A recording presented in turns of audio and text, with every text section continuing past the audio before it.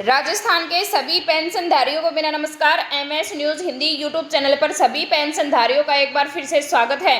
तो साथियों, आज हम बात करेंगे राजस्थान पेंशनधारियों के बारे में। अगर आप राजस्थान से बिलोंग करते हैं, अगर आप या फिर आपके परिवार में अगर कोई भी पेंशनधारी है, चाहे वो वृद्धावस्था पेंशनधारी हो, विधवा पेंशनधारी हो या दिव्यांग पेंशनधारी हो या फिर छोटे किसान के रूप में अगर कोई पेंशनधारी है, तो यह वीडियो आपके लिए आज बहुत ही फायदेमंद रहने वाली है। हो सकता है इस वीडियो के माध्यम से आपको कुछ लाभ मिल जाए, तो वीडियो को शुरू से लेकर लास्ट तक जरूर देखें, वीडियो में बने रहें। अभी तक आपने हमारे चैनल को सब्सक्राइब नहीं किया है तो MS news Hindi YouTube channel को सब्सक्राइब करना बिल्कुल भी ना भूलें। तो साथियों, आज हम बात करते हैं 25 मार्च, आज राजस्थान पेंशन शुरू। साथियों, आज 25 मार्च है। आज की तारीख में राजस्थान में पेंशन मिलनी शुरू हो जाएगी। वृद्धावस्था पेंशनधारी, विधवा पेंशनधारी, दिव्यांग पेंशनधारी और कृषक पेंशन है वो जारी होने वाली है। राजस्थान पेंशन आ चुकी है। 1100 को छोड़कर 1450 रुपये जारी होने वाले हैं। सभी पेंशनधारियों को 1150 रुपये से लेकर 1450 रुपये के बीच में पेंशन मिलने वाली है। तो यह हम वीडियो के माध्यम से जानेंगे कि आपको कितनी पेंशन मिलने वाली है। तो वीडियो में बने रहें, पूरी जानकारी लें। माननीय मुख्यमंत्री भजनलाल शर्मा जी का भी आदेश जारी हो चुका है। साथियों, सभी के खातों में 1450 रुपये जमा होने वाले हैं, वो भी सीधे डीबीटी के माध्यम से। तो वीडियो में बने रहें। 25 मार्च से पेंशन में बदलाव, नई दरें और भुगतान तारीखें भी घोषित। यानी कि 25 मार्च से पेंशन आने वाली है। पेंशन धारकों को अब हर महीने मिलेंगे 1400 या 1450 रुपये। तो किसे मिलती है, कौन सी पेंशन मिलती है, यह वीडियो के माध्यम से हम जानने वाले हैं। कि वृद्धावस्था पेंशन उन लोगों को दी जाती है जिनकी उम्र 60 वर्ष या उससे अधिक है, जिनके पास आय का कोई नियमित साधन भी नहीं है। विधवा पेंशन उन महिलाओं के लिए बनाई गई है जिनके पति का देहांत हो चुका है और जो आर्थिक रूप से असहाय है। दिव्यांग पेंशन उन व्यक्तियों को प्रदान की जाती है जिनकी शारीरिक अक्षमता कम से कम 40% या उससे अधिक आंकी गई हो।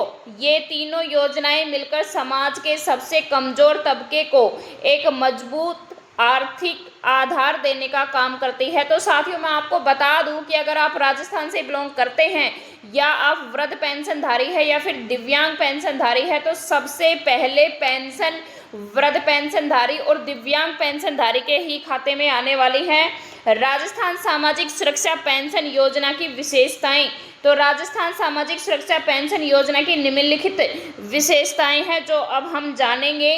कमजोर वर्ग को राज्य एसएसपी योजना के तहत आर्थिक रूप से कमजोर वर्ग को आर्थिक सहायता प्रदान की जाती है। यानी कि आर्थिक रूप से जो कमजोर व्यक्ति हैं उनको जो सहायता मिलती है उसे कमजोर वर्ग को सहायता को हम राज्य एसएसपी योजना कहते हैं। नियमित आय, राज्य एसएसपी के तहत ऐसे वर्ग जिनके पास आय का कोई साधन नहीं है उन्हें नियमित आय प्रदान की जाती है।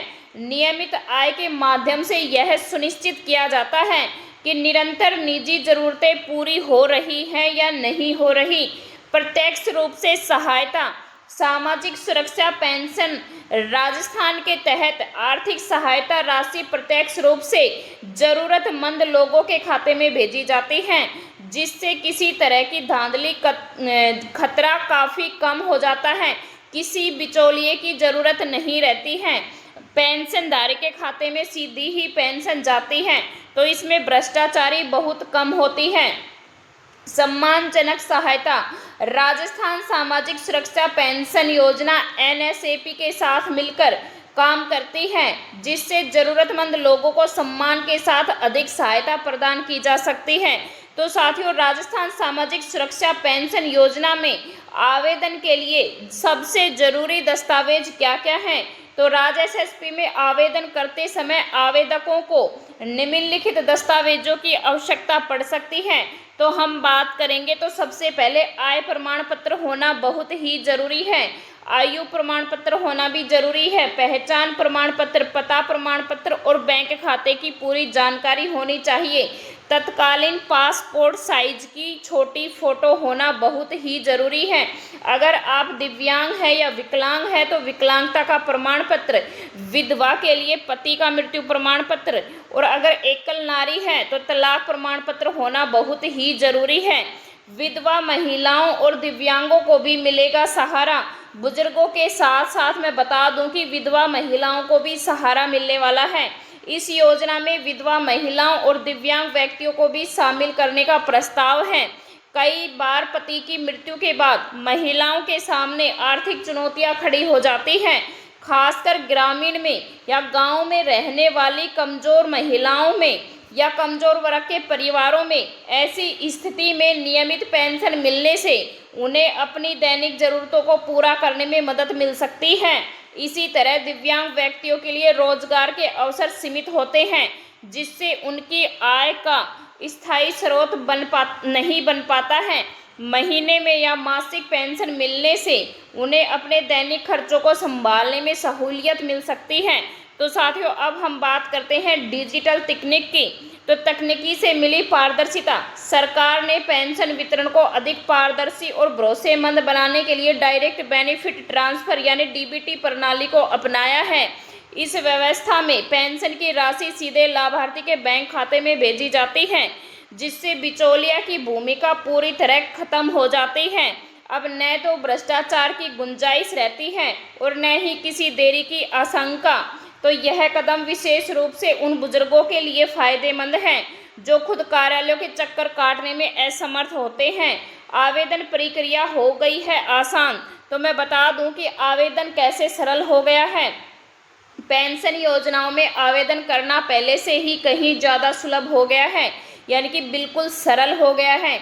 अधिकतर जिलों ने ऑनलाइन पोर्टल की सुविधा भी दी है, जहां घर बैठकर आवेदन किया जा सकता है। जो लोग इंटरनेट का उपयोग नहीं जानते हैं, वे नज़दीकी समाज कल्याण विभाग सरकारी कार्यालय में जाकर ऑफलाइन भी आवेदन कर सकते हैं। एक बार आवेदन मंजूर हो जाने के बाद पेंशन राशि नियमित रूप से खाते में आने लगेगी, जिससे लाभार्थियों को बार बार दफ्तर जाने की ज़रूरत नहीं होगी। और मैं ये भी बता दूं, अगर आपकी एक बार पेंशन शुरू हो जाएगी तो साथियों आपको फिर परेशान होने की ज़रूरत नहीं पड़ेगी। पुरानी पेंशन में ऐसा क्या है खास? तो साथियों मैं बता दूं कि पुरानी पेंशन कम ज़रूर थी, लेकिन टाइम टू टाइम आती थी, लेकिन ये भी कोई कम नहीं है। 1450 रुपये आपको प्रति माह मिलेंगे, लेकिन एक बार मिलना शुरू हो जाए। अगर वीडियो अच्छी लगी है तो लाइक करें, शेयर करें, और अभी तक आपने हमारे चैनल को सब्सक्राइब नहीं किया है तो MS news Hindi YouTube channel को सब्सक्राइब करना भी ना भूलें। धन्यवाद।